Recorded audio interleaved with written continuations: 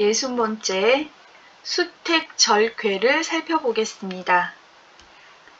절은 괴 이름이면서 마디, 관절, 절도, 예절이라는 뜻을 가진 글자입니다.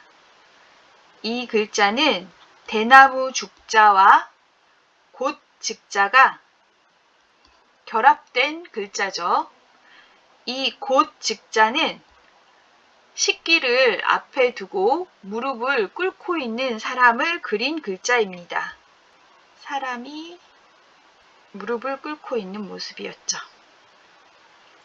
그러나 갑골문에 나온 이 절자를 보면 이 글 모양이 아니라 그냥 사람이 무릎을 꿇고 있는 그런 모습만 그려져 있습니다.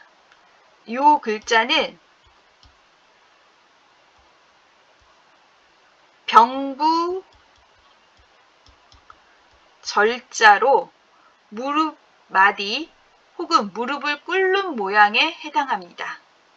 이러한 글자가 금문에서부터 대나무 죽자와 곶 즉자가 결합되어 있는 형태로 변하면서 대나무의 마디를 뜻하게 된 것이죠. 원래 병부라는 것은 약속에 쓰는 대나무 패를 뜻하는데 군대에서 쓰죠. 그래서 병부라고 했습니다. 대나무 한 마디를 잘라서 만들기 때문에 마디, 관절이라는 뜻이 되었고 일정한 범위에 맞게 절제한다, 제한한다 라는 뜻이 파생되었습니다. 낭송주역에서는 이 괴의 이름을 절도에 맞게 제어함, 수택절이라고 했습니다. 풍수환괴 다음에 수택절괴가 이어지는 이유를 서계전을 통해 살펴보겠습니다. 환자, 리아, 물, 불가이, 종리, 고, 수지, 절. 환은 흩어져서 떠나갑니다. 만물은 끝까지 흩어질 수만은 없다. 그러므로 그것을 받기를 절괴로서 했다. 풍수환괴가 퍼지고 흩어지는 것이라면 수택절괴는 절제하는 때이고 알맞게 제어하는 때입니다. 절이라는 것이 절제해서 넘치지 않도록 하는 것이므로 만물이 흩어지고 나면 절제하여서 멈추게 만든다 라는 의미가 있습니다. 그래서 풍수환괴 다음에 수택절괴가 이어진 것이죠. 수택절괴의 괴사를 살펴보면 절, 형, 고절, 불가정이다 라고 했습니다. 절괴는 형통하다. 억지로 절제하는 것은 올바름을 굳게 지킬 수가 없다 라고 했습니다. 절이라는 것은 절제하는 것이고 정해진 한계 안에서 멈추게 만드는 것이라고 했습니다. 일을 하면서 절제할 수 있다면 그 자체가 형통할 수 있기 때문에 절은 형통하다라고 한 것이죠. 하지만 고절, 억지로 고통스럽게 절제하는 것이 된다면 오히려 올바름을 계속해서 유지해 나갈 수 없기 때문에 고절, 불가정이라는 경계가 이어진 것이라고 봐야 합니다.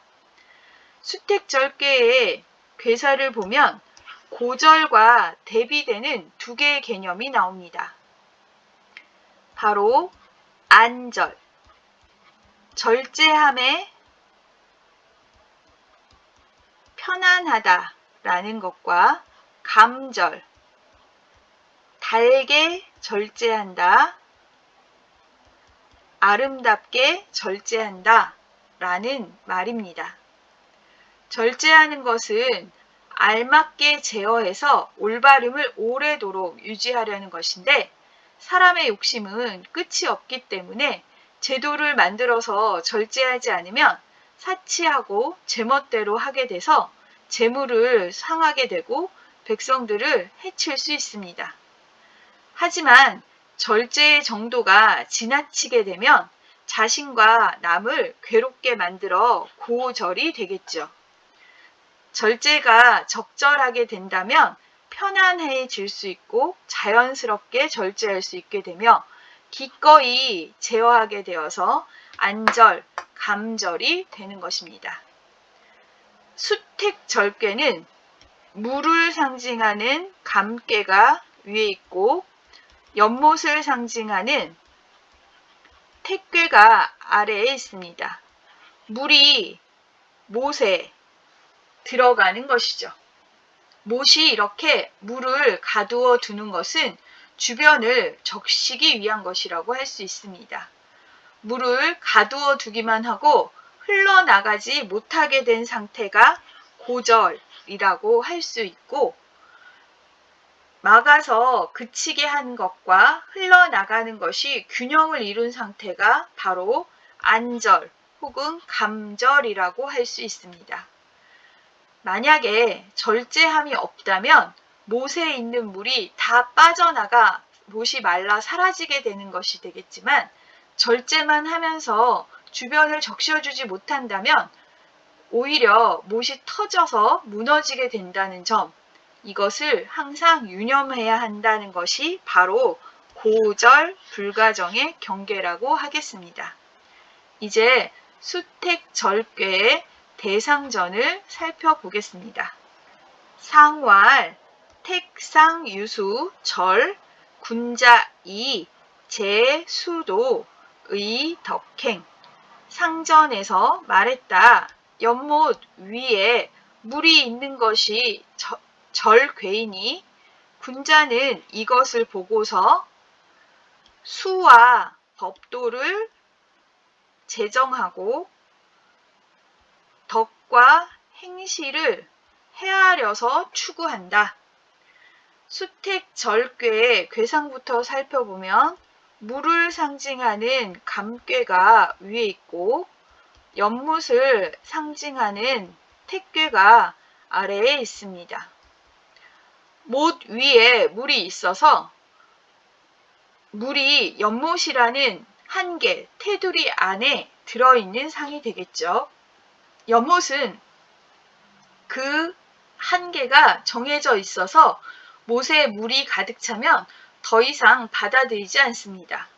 그래서 정해진 한계 안에서 절도에 맞게 제어한다라는 의미가 바로 이 절괴의 의미가 되겠습니다. 수택절괴의 때에 군자가 해야 할 일은 제수도, 의덕행이라고 했습니다. 여기서 이 수는 수치와 도량형을 가리키는데, 만물은 크고 작고 가볍고 무거우며 높고 낮고 화려하고 질박한 차이가 있을 수밖에 없습니다. 그러한 차이를 가늠할 수 있는 것이 바로 수치와 도량형입니다. 군자는 천지 만물의 차이를 반영한 법도를 세워서 각자 자신이 지켜야 할 한계 안에서 절제할 수 있도록 해야 합니다. 그러기 위해서 수치와 도량형을 만들고 법도를 제정하는 것이죠. 예로부터 여러 가지 다양한 물건들을 제작해서 일상생활은 물론이고 궁실과 의복에 사용할 때 그 숫자를 얼마를 할 것인가, 그리고 후하게 더해주는 경우와 덜어내서 삭감하는 법도를 정하고 그것을 따르게 했습니다.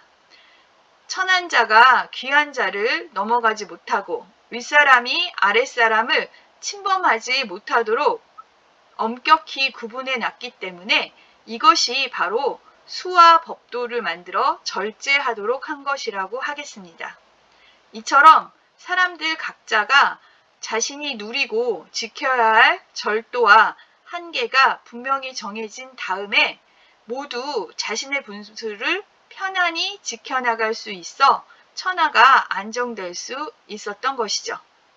또한 군자의 덕은 천리를 마음에 보존하는 것이고 행실은 그러한 내면의 덕이 밖으로 드러나는 것입니다. 덕이 내면에 있는 것이라면 행실은 그것을 드러내 표현하는 것이죠. 덕과 행실을 의론한다라고 하는 것인데 이것은 절도에 맞게 헤아려서 추구한다라는 것입니다. 이 의논할 의자가 바로 잘 적절하게 가늠하여서 제대로 추구해 나간다라는 뜻이죠. 수택절의 시대에 군자는 천지의 법도를 헤아려서 수와 법도, 절도를 세우는 주도자이면서 동시에 개인으로서 절도에 맞는 덕과 행실을 추구해 나가는 실행자가 되어야 한다라는 것이 바로 대상전의 내용인 것입니다.